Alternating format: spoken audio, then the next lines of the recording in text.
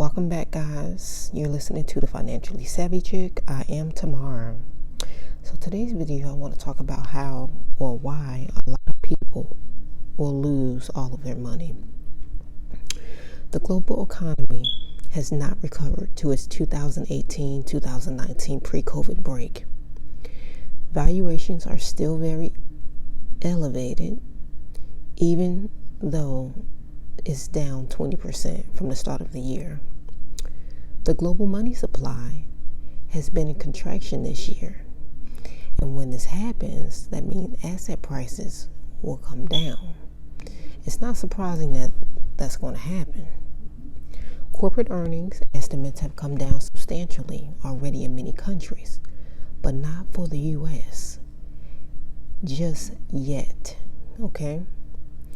The S&P earning estimates are still recklessly optimistic in defiance of the unfolding data.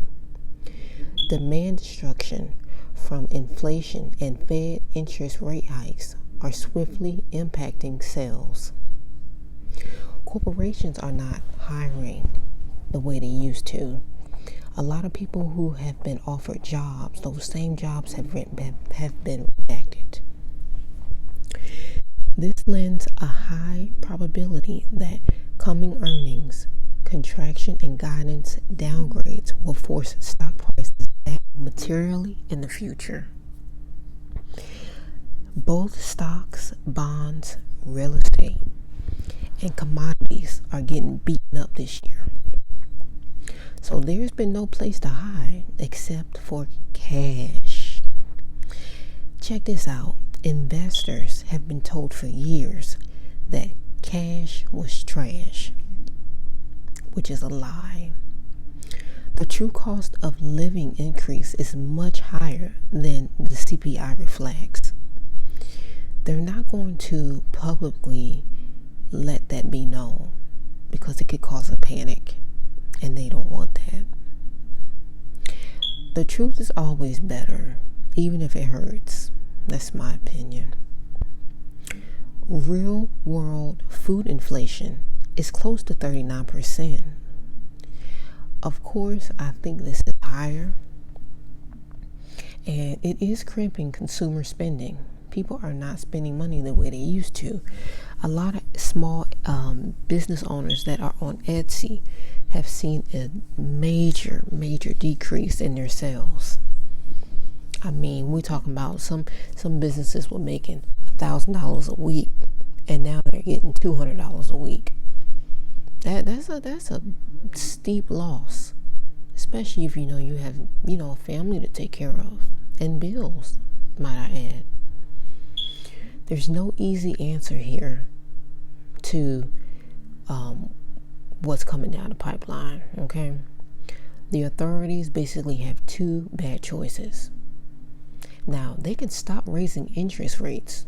That's the first one, right? That's the first choice. But then inflation will resume in its upward path, and the currency purchasing price will follow. The second bad choice is that they keep raising rates.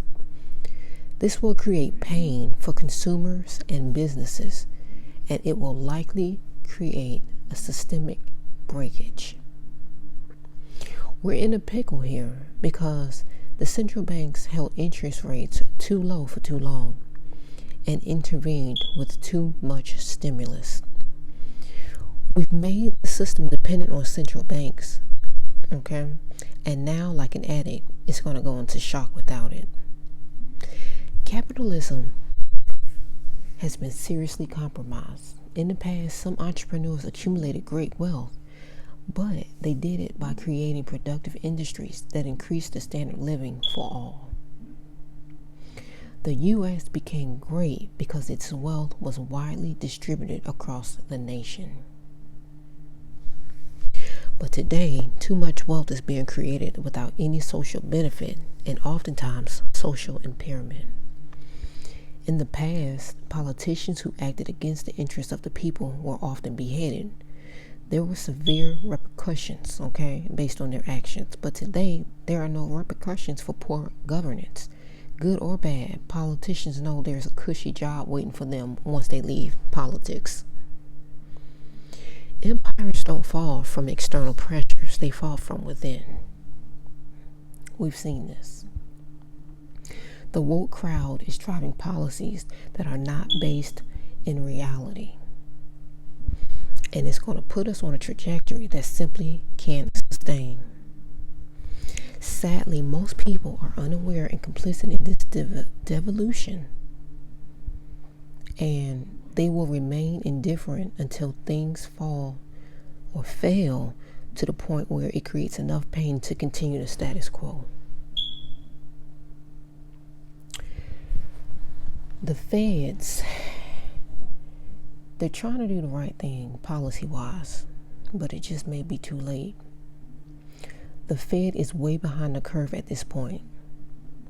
The Fed funds rate should be over 9% compared to 3% today. We need to cut the government size down to something like 20% of the economy. Right now, it's much higher than that and struggling productively and growth. One thing that really drives us to start pursuing more sensible and sustainable policies is hardship. The majority of the public won't awaken to the big issues and demand the right kind of change until the status quo becomes too painful to pursue.